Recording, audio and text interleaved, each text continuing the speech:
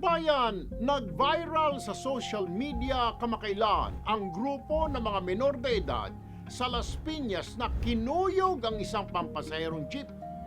Ang mga batang ito na 15 anyos at pababa, may mga dalang ice pick at nanindak pa ng mga pasahero. Hindi ito isang isolated incident. Ito naging realidad sa mga lansangan ng Metro Manila. Dumarami po ang mga insidenteng kinasasangkutan ng kabataang nasasangkot po sa marahas na krimen. Isang suliraning hindi na maaring ipagwalang bahala.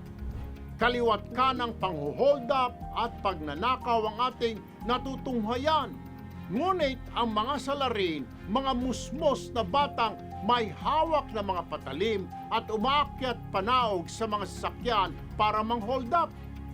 Mga bata na animoy nang hihingi lamang ng barya, ngunit sa kasamaang palad gagawa na pala ng krimen.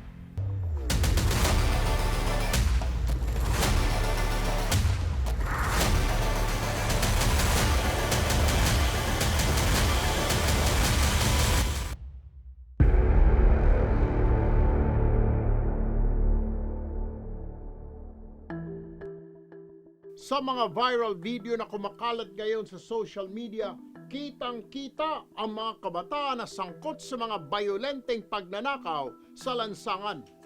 Ang ilan animoy wala pang 10 taong gulang, ngunit imbis na mga lapis at papel ang hawak, mga patalim na itinututok ang dala-dala para mang-hold up.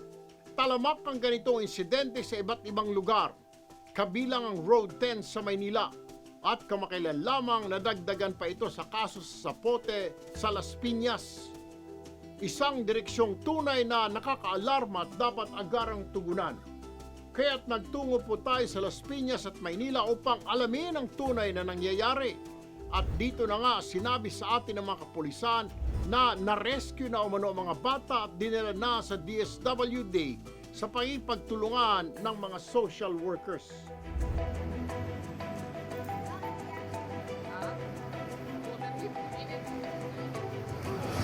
Buntis ka? Ha? Ilan taon ka na?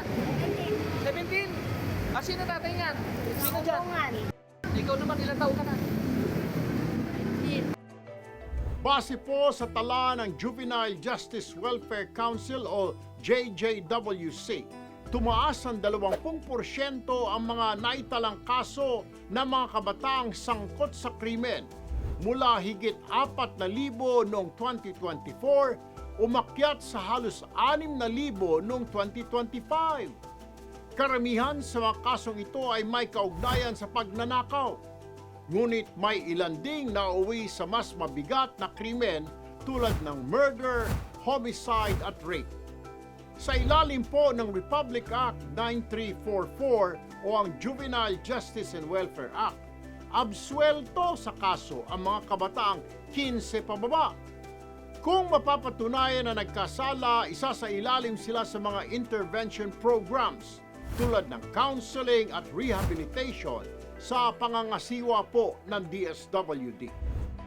So halimbawa po, meron tayong mga nahuhuling mga bata or yung mga tinatawag nating children in conflict with the law, sinusunod natin yung batas ng 9344 kung saan mas inuuna natin syempre na yung kanilang kapakanan, hindi natin sila gagamitan ng puwersa. Although last resort na siguro na magkakaroon na tayo ng physical na pag-control sa kanila kung halimbawa nagiging unruly na sila at hindi na sila sumusunod dun sa atin. So, unang-una ginagawa natin, i-identify natin, i-profile natin sila kung sila ay talagang mga minors. Siyempre, identify natin yung kanilang mga magulang or yung guardians at sa tulong ng barangay is ito turn over din natin sila doon sa tamang sa DSWD para naman sa susunod na intervention or programa para sa kanila. Kung yung mga minor de edad ay paulit-ulit na lang na nai-involve sa iba't ibang mga insidente o mga sabihin nating krimen, yung mga magulang na ang maharap sa reklamo. At depende pa ito sa edad nitong mga bata. Malungkot masabihin, karamihan sa mga nasasangkot na bata ay galing sa mahirap na pamilya. pinabayaan ng kanilang mga magulang. Muli po namin inuulit na kinakailangan talaga magtulungan ng lahat sa gobyerno, mapalokal man o national government sa pagpapatupad ng mga intervention sa mga batang nagkasala. Maliban dito, kailangan ng mga interventions na angkop sa bata at sa kanyang pamilya. Bayan, hindi po tayo nagbubulag-bulagan sa mga problema ng ating mga kababayan, lalo na sa mga nakikita natin mismo sa kalsada. Ngunit kailangan po nating tandaan na ang mga magulang ang may pangunahing responsibilidad sa kanilang mga anak, lalo na kung ito'y naliligaw na ng landas. Asahan ninyong tututukan natin ang kaso na ito sa Senado. Uumpisahan po natin sa pagpapalawig ng mga Intervention Services Program para sa mga out-of-school youth at mga bahay pag-asa upang matulungan ang mga children in conflict with the law o CICL.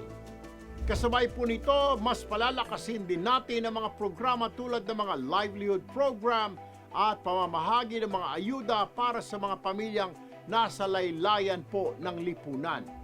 Makikipag-ugnayan din tayo sa mga ehensya ng pamahalaan upang makagawa ng mga programang tutugon sa mga pangangailangan ng mga kabataang in conflict with the law upang matulungan silang matuwid sa kanilang landas habang may oras pa.